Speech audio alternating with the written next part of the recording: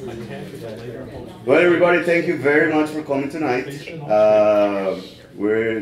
is a part of what I call Informational event series. This is my third one. I'm going to make a little bit presentation about myself, and then I'm going to let Erin and Mr. Ken introduce themselves. I'm Carlos Duringer, so I know a bunch of people here, but if you don't know me, I'm a real estate agent that just recently moved to Remax at the lake here in Chapin. I've been doing real estate business for over 5 years in Chapin, and so far so good. I want to talk about a couple of disclosures, and well, you know, I'm a real estate agent if I'm talking about disclosures, right? I don't remember ever using that word before. And I don't think we have a Spanish word for that, but one of the first disclosures is that the opinions that you're going to listen here are opinions. There's not official stance for any government institution. It's just the opinion of the people here. We're also not offering any type of legal advice, even though that might sound a little bit legalish. It's not legal advice. The third one is that, as you can tell, if you haven't noticed, I got 2 cameras over there. So if you stay in the room, you are automatically agreeing that you're going to be videotaped. The reason I'm videotaping this is that then you can access to the full meeting. I can send you a link via email. So I have a sign-up sheet right here. So you can put your email in there, and then once you put your email, you're also agreeing that I'm going to send you that link so you can share it with everybody, or you can take a look. If you want to repeat something that was said in here, you can have access to that. And the third and most important thing, well, this event is free for everybody, but it's not free for me. So the only way I can keep up doing this is that if you help me out by referring to some of your clients, if you're buying or selling, you know me. All right? Ladies first. Hello, I'm Erin Ferguson. I think I know the majority of you, so it's all great to see all of you here tonight. I am Lexington County Council District 6 representative. It's tax season right now, and I'm a CPA, so I'm talking really fast. So if I need to slow down, you'll just do like this, because I'm in that go mode right now. But I live just around the corner from here, and I enjoy serving all of you, and I'm happy to be here tonight. Hi, I'm Ken Lovelace. I was the past chairman of the Town of Chapin Architectural Review Board and for 10 years, and since its inception. As of the November, I was elected to the school board, Lexington Richland District 5. So even though I am here tonight to talk about the Architectural Review Board, I can field questions, and I can give you my personal opinion, but not the opinion of the board, of course. So anyway, that being said, how do we want to proceed? Well, the way I feel we wanted to proceed is just raise your hand, you get the microphone, and you ask a question. Anything that you want to ask, you know, you can just go ahead, and then we'll take it from there. You want to give a little? I'll give a little overview. You want to do that? Yeah, go ahead. Okay. The history of the Architectural Review Board was, I think it's been 10 years. 2008. The town of Chapin was in a lawsuit involving what ended up being preferences as to architectural standards. The town didn't fare well in the lawsuit because they didn't have the architectural standards or an architectural review board established at the time. So as a result of that, during Stan Shealy's administration, he gathered a group of people together, and we made up what at the time was sort of an ad hoc committee. But then we proposed some things, and what we did was we decided to have the makeup of the Architectural Review Board to include 1 contractor, 1 real estate person, 1 engineer, 1 architect, and 1 person at large. So in doing that, there weren't any rules in the beginning, so it was sort of like what I would say like a Miss America, to use Harmon Reed's words. you know, Miss America rules. In other words, if somebody were well known that they could get things done that somebody else couldn't. Well, that didn't fare so well. So after about a year of that, we decided that we had to get together and really, you know, make up, you know, get some rules. So we studied Hilton Head, and we studied the town of Clemson, and we studied Rock Hill, and we studied some other localities that had good architectural standards. And to do that, I mean, you can look at the town of Chapin. It's sort of like a blank slate right now. And what we did is we decided that we were going to accentuate the things that we already had that were positive. We were going to limit some things, and then we were going to, you know, have some new ideas involved. So to do that, we first went and did, as part of the zoning ordinance, that we asked the town council, a group of us worked during the summers and drew up Article 10 of the Architectural Review Standards. And one thing I don't like to tell people, this is online, okay, and if you look up the Chapin, town of Chapin zoning ordinance, this is on the zoning ordinance. So to do that, we had to come up with some things that we thought were important. And the first stab at it was sort of ineffectual. We did a good job, but we didn't have the teeth in it. Well, then we went back in and really revised it. And Kay Hollis is here. She was one of the members of the town council that supported us in that effort. It was when Skip Wilson was mayor. We got that a new architectural review standards approved and put some more teeth in it. And it's not perfect, but you know, it's what we could do. So we've had some. What we did was zoning ordinances have a certain effect, but they don't deal with architectural standards. So when we're talking about architectural review, we're talking about commercial things. We're not talking about residential architecture. What we're talking about is you know, how we want our boulevards to look and how we want them to be. I liken it to, everybody knows what Two Notch Road in Columbia looks like. It was developed with no standards, with no zoning, no anything, and it was just helter-skelter, and Johnny come first to build anything he wanted. Well, that's not what we want the town of Chapin to look like, and we don't want that to come out this way or any other way on our main drag. I have what we did was we established overlay districts, architectural overlay districts, and I have a handout for everybody if you want to give them out, and people can see what we're talking about.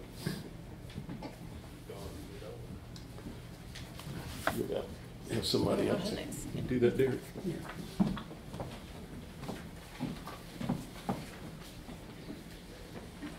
So the main spokes of the town are, of course, Columbia Avenue, and then Lexington Avenue, Chapin Road, and Amix Ferry Road.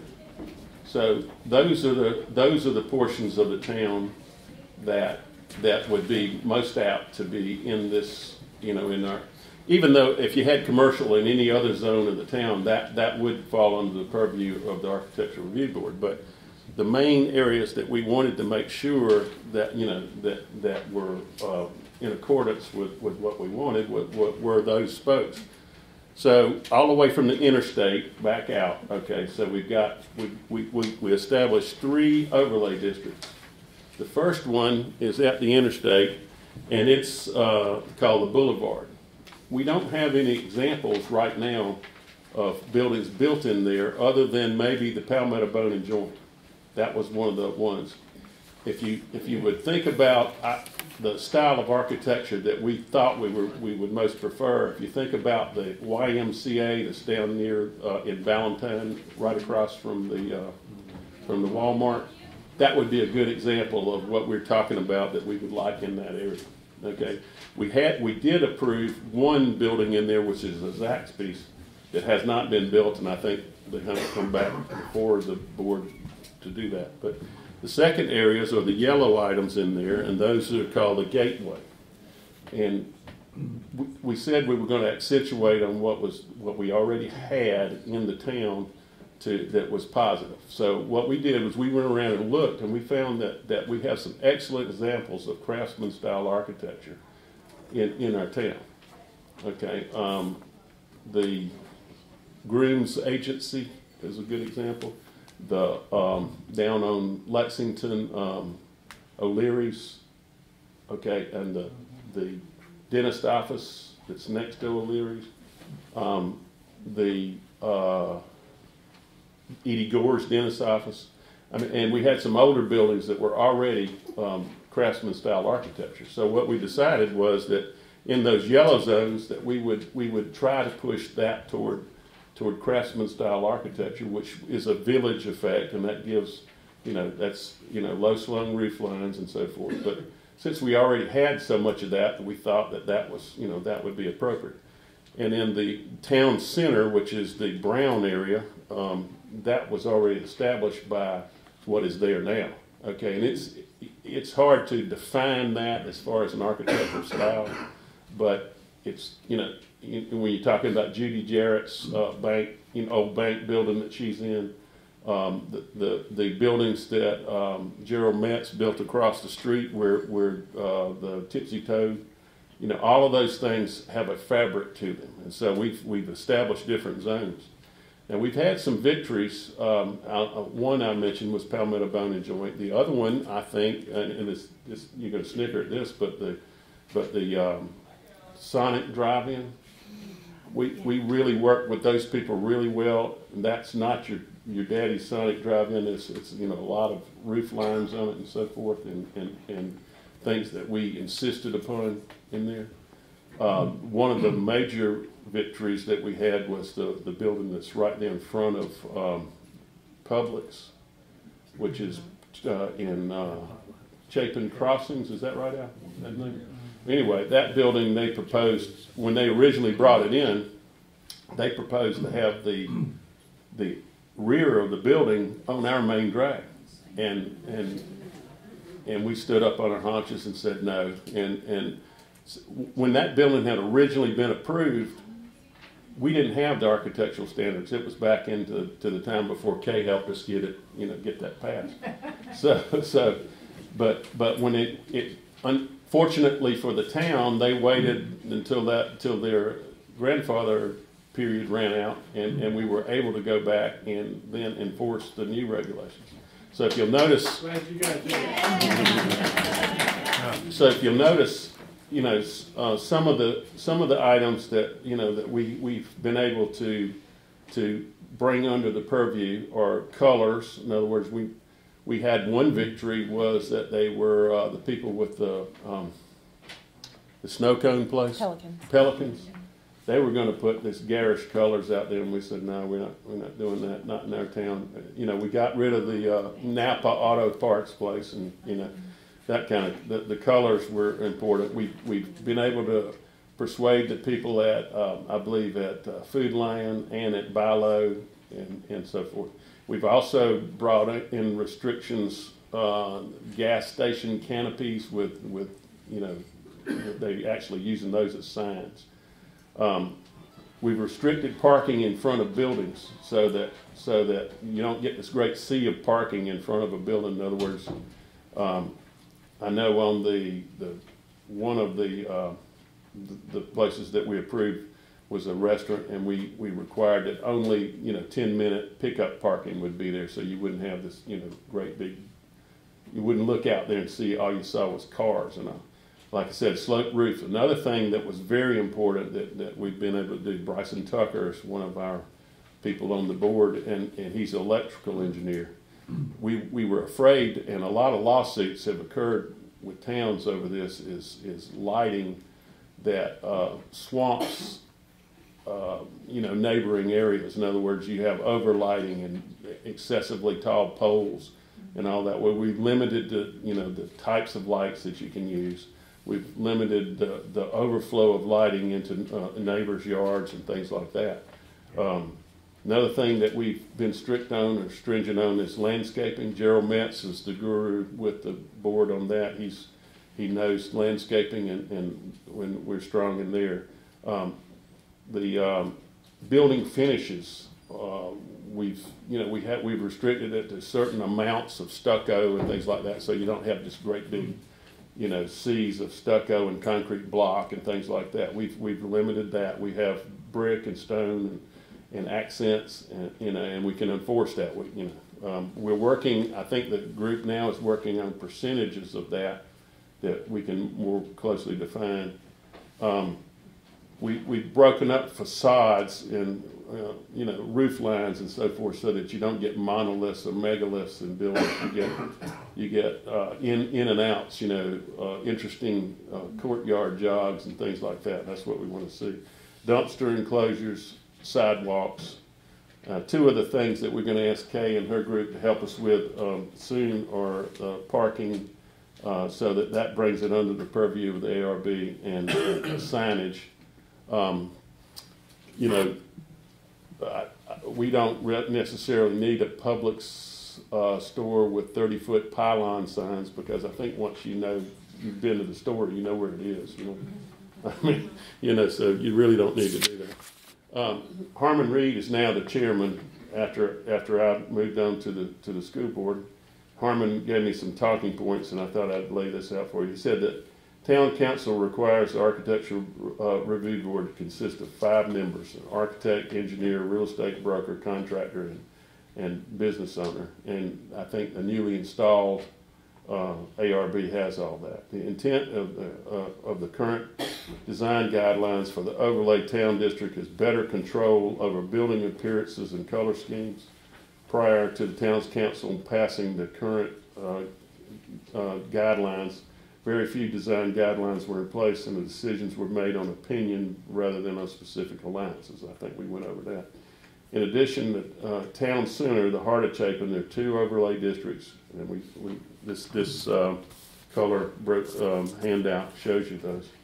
And the town council considers annexation of surrounding areas for the town to grow and to really prosper. It's going to have to have annexation, because Al, how many people live in the town of Chapin now? Around 1,600. Around 1,600.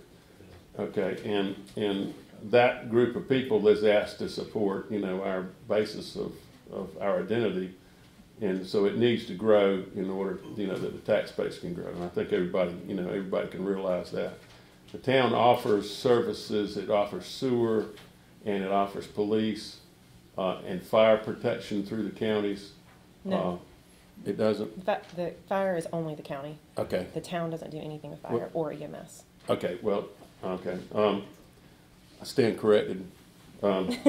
Long-range goal of the ARB is to work with Lexington County Council to find areas of mutual interest in land planning and appropriately zone parcels correctly, control setbacks from property lines, and improve the visual appearance of the Chapin area. So anyway, I didn't know. I thought it was important that we discuss how much effort. I know George McConnell was on our group at one time. That we let you know how much effort has gone into establishing a town that is well planned, and I think it's important for everybody that's here, lives in the town or out this way, or any of the spokes to express to the town council how much that you appreciate those type of efforts, because otherwise we're going to end up with a not blank slate that's not well thought out, and it's not going to be the thing that any of us would want. So having said that, I'm going to turn it over, I guess, to Aaron. I don't have anything. Yeah. Okay. I don't have anything. Nothing you want to introduce, like what you do in the council member? What I do? Yeah. I do a lot. She does it all. Okay, so that wasn't a joke, by the way, although somebody laughed and I appreciate it. But so when I say I do a lot, the county does a lot. We have 46 departments, and we support a lot of things that you don't even know we support. But right now, so far I'll give you some of the successes we've had, or that I feel like I've had as a council member. We have rezoned from the town limits all the way to the end of Amics Ferry Road, and that was a successful rezoning done in 2017. In 2018, we rezoned Old Lexington and Wessinger Roads all the way to the end of the road, and that was also successful. Right now, we're working on redoing the zoning ordinance, which includes architectural review standards for all areas that are not incorporated. So if you're not in a town, you're in the unincorporated Lexington County. And so that means that the county rules oversee you. So if you live in Timberlake, county rules and the HOA guide what happens in Timberlake. Let's see here. Also in 2018, we got a buffer ordinance passed, which is going to be a really big deal for the school that's coming on Amics Ferry Road. I think you're all aware, or I think most of you would be aware. There's a school coming. It's projected to be built in the next 2 years. And before we passed the buffer ordinance, the school could have been built on the road. And so with the buffer ordinance, we changed Amics Ferry to be what's called a Scenic Corridor 1, which means that nothing can be done in the first 60 feet. And then we require density, which is like square foot landscaping, versus other parts of the county where we just require like just a straight line of, hey, you just have to put a straight line of trees. So we changed that for Scenic Corridor 1. So they'll have to do quite a bit of landscaping. We don't have the zoning ordinance passed, so they'll be able to build pretty much whatever they want. And they've already done the development review meeting, so they're vested as of right now. So whatever they want to build, they can, but they'll have to do it off the road. At 60 feet, the first thing they can do is put a sign. So they can even have a sign in the first 60 feet. So we have, that's new, and I'm actually pretty excited and proud of that. And then right now, again, working on the zoning ordinance and the architectural review. We're also working on a lighting ordinance, much like what the town of Chapin has done, because right now in the town, or the county of Lexington, overlighting is definitely present. Let's see here. I'm working on a lot of stuff. I'm trying to remember everything I'm working on. I know ambulances have been an issue out in this area, and we have increased ambulances and staff every year in the budget since I've been on council. I've only been on council 2 years, but it's happened for 2 years. Will the ambulances be coming from Amics Ferry or from the main fire station? Until the call volume up here increases, it will stay at the main fire station. Yeah. I hope our call volume does not increase, I'll be honest about that. Everything with the ambulance is done on a dynamic system, which basically means historical data requires or predicts where we're going to have the most calls, and that's where we have the most ambulances whenever they're out on calls. Let's see here. Okay, Erin, but yes, you know my opinion already. Yes, I do. And I didn't make the call because I didn't trust the ambulance. So yes. I don't think we can base it on historical. On his, yes, on the calls. Right.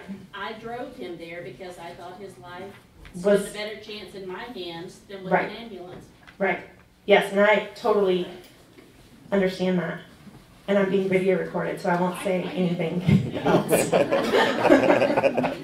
Yes? I did the same thing. My son was having a seizure, and it was 45 minutes for the ambulance to get there. Sure, yeah, and that's why we've been consistently increasing. We had a positive, on the front row, I know we had a positive experience, right, Gary? Can I say we had a positive experience with the ambulance when you had to have the ambulance come?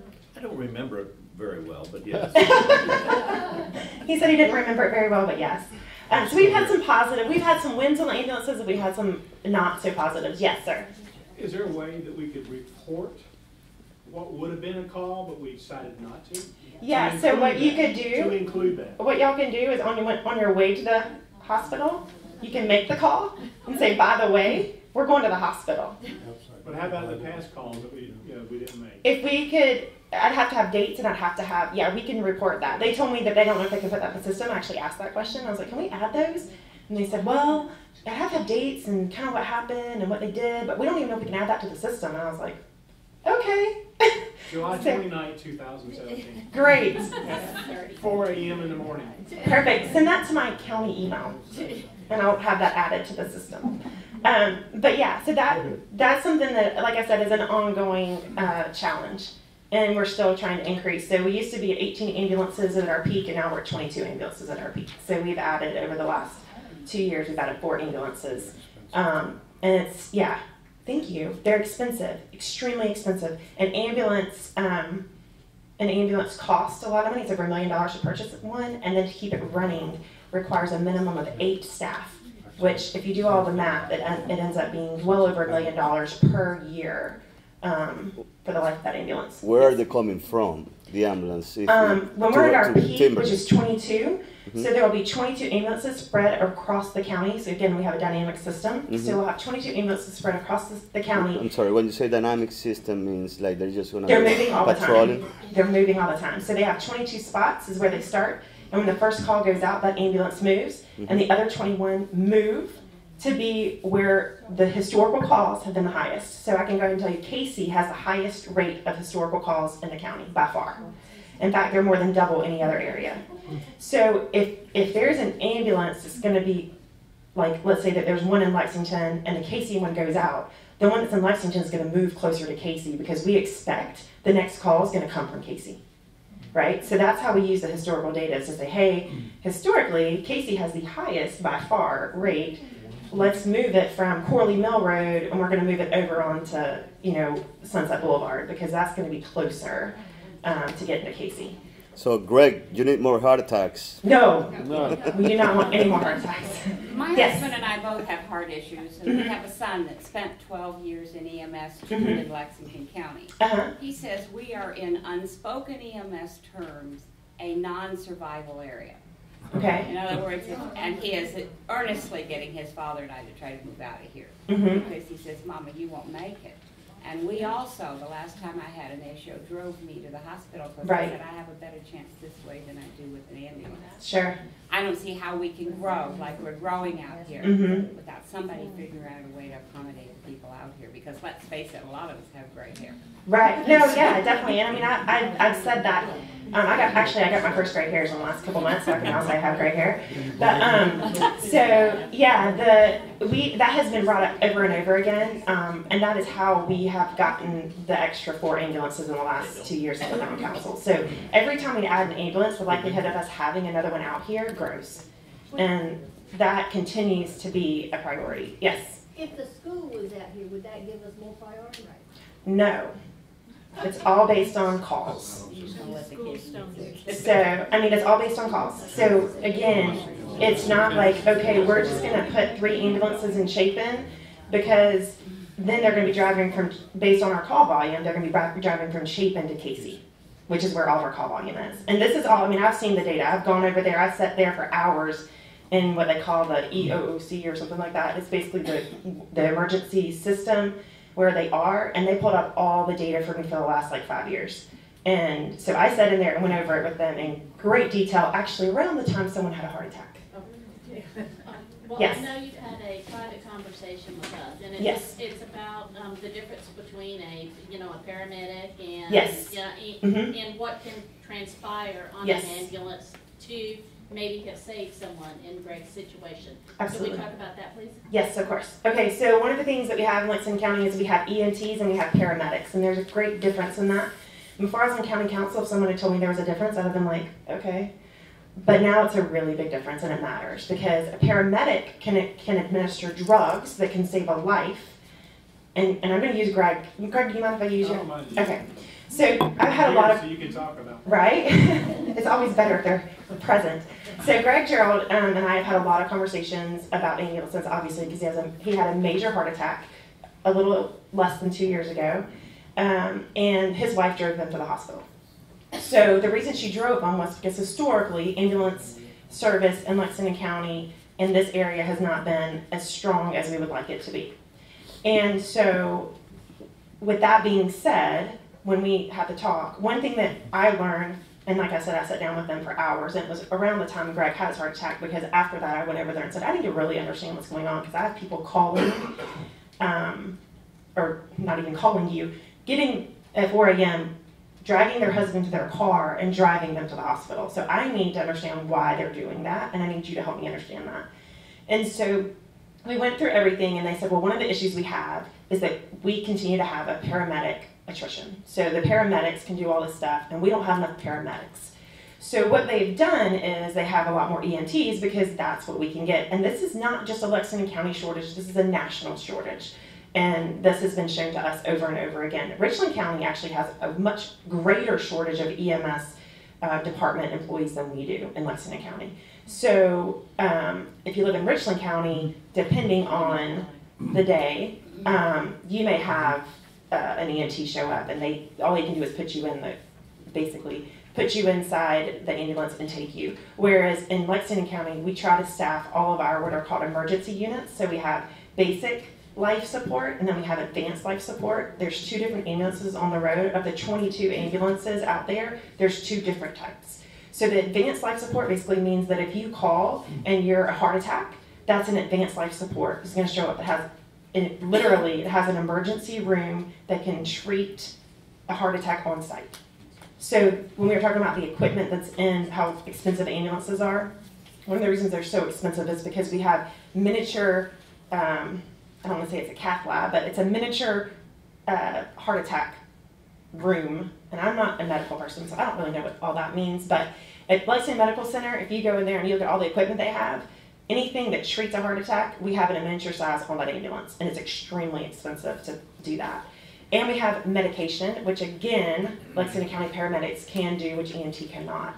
And so one of the times that we've had phone calls before, and they'll say, oh, I had somebody show up and they couldn't administer drugs, and they had to wait with that person until a paramedic could show up to administer the drugs. That's because the person that showed up was an EMT or a fireman.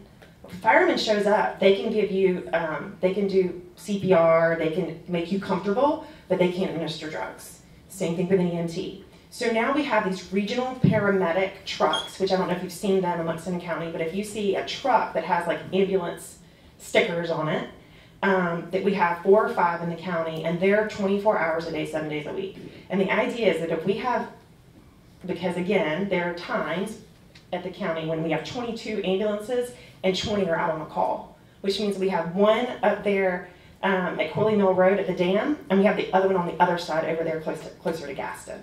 So we're going to have 2 ambulances ready for a call, right? Well, that means that one of them is probably an EMT unit, and maybe both of them are, which means if we get a heart attack call, all they can do is make that patient comfortable. So what happens then is that we have the manager or the paramedic who's in a truck who's going to go to that call with them and will show up and administer the drugs. And they have the drugs on the truck. So there's a lot of things we've done to try to, and these are all changes that have been made in the last 2 to 3 years. So if you had a heart attack 5 years ago and you had a heart attack today, your experience should be vastly different with the county services that we've changed and the things that we've added. And we're continuing. We have actually started our own training program in Lexington County so that we can actually have more success, better success at retaining EMS employees. So in the past, we've had a high attrition rate and we haven't been able to even get anybody to come. Now we're paying for their education, and then they have to say that they're going to stay with the county for a period of time. And so with that, we've had a much higher success rate. In fact, the Sheriff's Department has had less success than the fire or the EMS, because fire and EMS are both doing things like that, where they're doing their own training, and we've developed training programs so they can get certified. So there's been a lot of effort put in the last 2 years, and I could say 3, but definitely 2, in making our county a much better place to live based on EMS services. And it's continuing to get better, but that is definitely the basic life unit, and a basic life service and the advanced life service are definitely 2 big issues, because when we put 22 ambulances out there, they're not all ready for a heart attack or a stroke. So, yes. So, I don't plan on having a heart attack. Please don't. Ever. Yes. But let's say I have one tonight. Mm-hmm. I call 911. Mm-hmm. Do they by any chance give you an ETA? They'll ask you, yes they will. They're going to ask you, they're trained to have a certain number of questions, and one of the questions is going to ask, is it a life-threatening situation? Are you bleeding? Are they breathing? All these types of things. And they're asking these as fast as they can. Once it's determined it's life-threatening, they're going to see, okay, how many, and this is all done within a matter of seconds, by the way, like less than a minute usually. They're going to look and see what the closest unit is, and they should be able to say, I can have a unit to you within whatever time. And if it's too long? If it's too drags long, me in the then you car. can say, hey, my Yeah. wife's driving me because Yeah. that's too long. Yeah. Well, do Yeah. they ever meet an ambulance? They do. Can Yes. we drive from Mm-hmm. Amex to South Boundary? Yeah, And I meet an don't know ambulance exactly how there? it works, but I know that has happened. Yeah, they'll call and say, hey, we're going, oh, that's too long, we're going to start driving, and they'll say, okay, we'll have the ambulance intercept you at this point. And I don't know exactly how it works again. I just know that it's happened. Yes. Yes, I want to say that the service has done a good job because my sweet wife had a heart attack working out at Crooked Creek Park on January the 13th, 2013. She took me to. I did. She was having a heart attack because I was having a heart attack. But anyway, she took me to the fire station, which was on East Boundary Street, and just so happened that the guy there was just absolutely fantastic. Yeah. And he did to me in that lab Yes. that you talked about, and he's, Because to increase our survival rate, what we've had to do Yeah. is treat on site. Because the chances of survival, if it's and I'm going to use Greg again, Greg's heart attack, the level of heart attack that he had, if they had driven out here for 45 minutes and then driven him back to the hospital for 45 minutes, he wouldn't have made it. So time is of the essence. And so what we did in Lexington County, which a lot of other counties do not do, is we treat you on site for a heart attack. Yes. I would like you to just propose to the county that when you call with something like a heart attack, they do give you an ETA. Right, that is current, that does happen currently. Okay, well, we never had that. Okay. They never saw us when they would get there, and it wasn't a heart attack. But I just think with any situation, Yeah. whether it's a seizure or a heart attack or whatever, if they give you. If it's an A or B, well, we can code them A through E. If it's an A or B, they're going to give you a time frame. If it's a C, D, or E, they're not because it's not life-threatening. And whenever we have basic life support units out, and let's say that we had someone call the other day that couldn't use the bathroom. And that's literally, 60% of the calls Lexington County gets are people that have a toothache, can't use the bathroom, stuff like that. Okay, but if it's a seizure situation. Seizure's going to be an A. So that's going to be, they're going to give you a time. They would not give us. How long ago was that call? 5 years ago. Okay, see, completely different today. In fact, and 5 years ago, we didn't even have the dynamic system we use today. We didn't have, now Lexington County is also certified nationally, one of the best, Okay. yeah. Because So, you don't know if it's life-threatening at that point. It could not be. right, someone's having a seizure, I know it's an A or a B if someone's having a seizure, because they're non-responsive. And if you're non-responsive, Okay. that's an A or a B. Okay. C, D, and E is I'm cut, I'm bleeding, but it's not life-threatening, things like that. Yes. I would just like to know if I need to throw them in the car and take them. Right, no, and I think 5 years ago and today are completely different. A very, very, very different experience today. We have a completely different system. We have many more certifications, and we have many more people on the road. Yes.